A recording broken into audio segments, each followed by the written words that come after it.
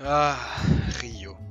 Ses plages, sa statue du Christ rédempteur, ses jolies filles, son ciel bleu, ses favelas.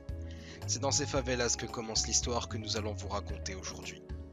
Les favelas brésiliennes et leurs dangers, leurs vices et leurs terrains de foot entre deux maisons. Leurs petits prodiges du ballon rond, dribblant entre les passants et essayant de marquer des buts entre deux canettes à l'abri des coups de feu.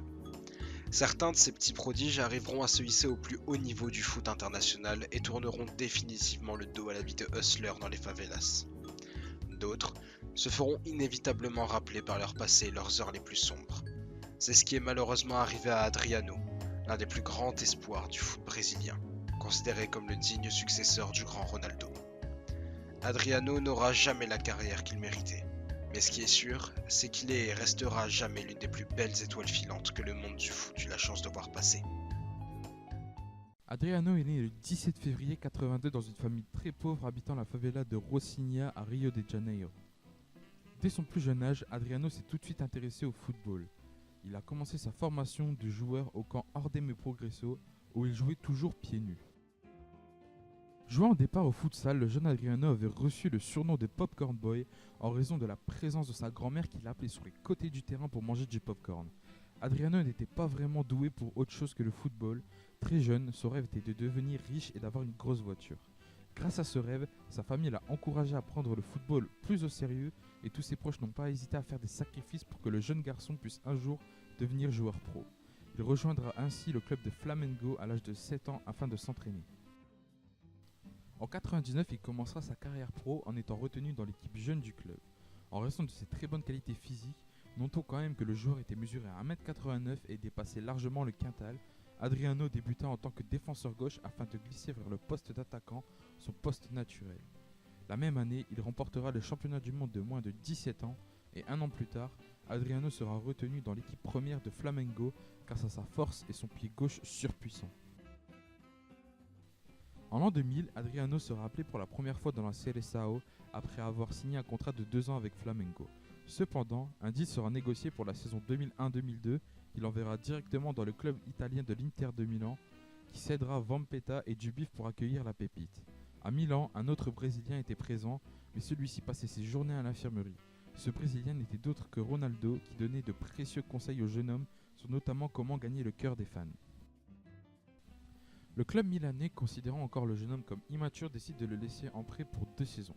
La première, Adriano la passera à la Fio, où il ne pourra pas sauver le club de la relégation. La deuxième, elle se fera à Parme, où le prodige se révélera en plantant 27 buts en 34 matchs. Durant le mercato d'hiver de 2003, Adriano est rappelé à l'Inter, qui venait de laisser filer Ronaldo au Real l'année précédente. Adriano est attendu de pied ferme par les dirigeants de l'Inter. La pression sur lui, elle est folle. Les fans s'attendent à voir le futur du football mondial, l'un des GOAT en action. Et le Brésilien répondra bien présent et inscrira 9 buts en 16 matchs pour le club milanais. Mais ce n'est pas que sa production statistique qui est affolante. Son style de jeu est bestial, précis, tranchant. Adriano est le genre de numéro 9 que tu ne veux pas croiser quand t'es défenseur. Les supporters commencent à réaliser l'ampleur du talent du Brésilien, et le surnom Nuovo Fenomeno est tout trouvé. Avoir le même surnom que le considéré meilleur joueur de tous les temps, c'est pas rien quand même. C'est dans le sillage d'un Adriano stratosphérique combiné à un Christian Vieri en mission que l'Inter remporte la Coupe d'Italie en 2005 et ainsi posera le premier trophée du club depuis 98 dans l'armoire. Mais voilà, cette saison 04-05 n'est pas toute rose pour Adriano. À la fin de l'année, il reçoit un appel de ses proches au Brésil et on lui annonce que son père venait de succomber à des problèmes cardiaques. Coup de tonnerre pour le Brésilien. Javier Zanetti rapporte même qu'après l'appel, Adriano a hurlé au point d'en faire trembler le capitaine de l'équipe. Par la suite, le Brésilien n'aura plus le même impact et sa chute paraît de plus en plus inévitable. Les dirigeants de l'Inter le remarquent dès l'exercice 2005-2006 et décident de cacher ces nombreuses déviances qui oscillent entre sorties nocturnes, alcoolisme et dépression pour préserver un joueur de plus en plus fragilisé. Adriano connaît alors une très mauvaise forme physique et psychologique. Il avouera finalement lui-même aux médias être dépendant de l'alcool et son surpoids n'était pas difficile à voir. Alors dans un piteux état, il trouve un accord avec les dirigeants milanais pour un prêt à Sao Paulo, près de sa famille.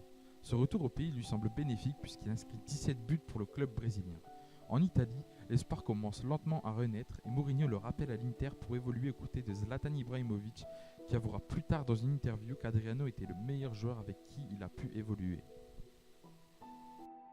Les supporters milanais pensent alors retrouver leur prodige, mais seulement voilà, Adriano ne résiste pas bien longtemps et finit par craquer avant de retomber dans ses travers habituels.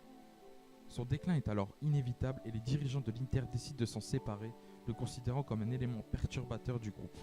En 2009, il décide d'arrêter provisoirement sa carrière après les éliminatoires de la Coupe du Monde avec la Seleção. Il prend alors une certaine période pour prendre du recul sur sa vie et s'engagera finalement avec Flamengo, son club de toujours. Là-bas, il enchaînera les phases sombres avec des coups d'éclat et finira meilleur buteur de la saison après avoir remporté le championnat brésilien.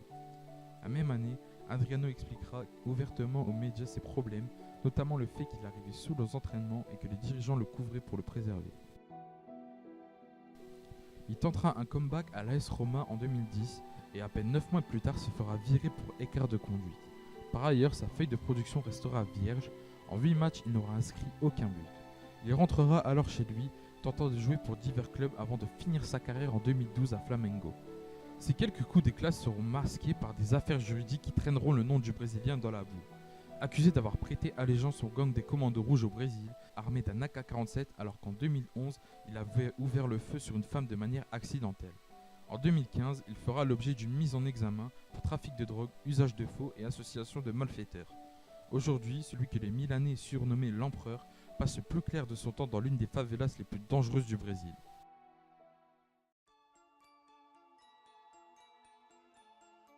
En bref, Adriano fait partie de ces nombreux joueurs sud-américains dont l'avenir semblait tracé vers la gloire, mais qui se sont heurtés à la dure réalité de la vie. L'Imperatore restera pour toujours celui qui devait succéder à Ronaldo, mais sa fragilité mentale et physique auront raison de lui, et il n'arrivera finalement jamais à succéder au numéro 9. Désormais lié avec les gangs, Adriano n'est plus celui qu'il était auparavant. Il n'est plus ce monstre qui terrorisait les défenses, ce génie à la capacité de frappe, de création et de dribble exceptionnelle. Mais si l'on veut garder une image d'Adriano, c'est bien celle d'un petit garçon des favelas dont le talent semble tout droit venir des dieux du football. Un prodige exceptionnel qui nous aura tous séduits au début des années 2000. Un animal que tout le monde voulait jouer sur PES. En bref, une magnifique étoile filante passant au-dessus du rectangle vert. Je vous remercie d'avoir regardé cette vidéo.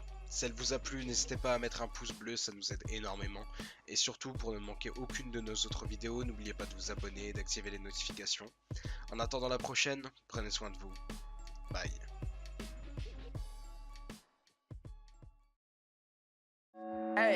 Hey, get in my way and try to block me, I'ma show aggression. Slide on your block like Danny Glover with a lethal weapon. I fucked your thought, she gave me top, I guess that's my confession. Got no regrets, I made mistakes, but I learned from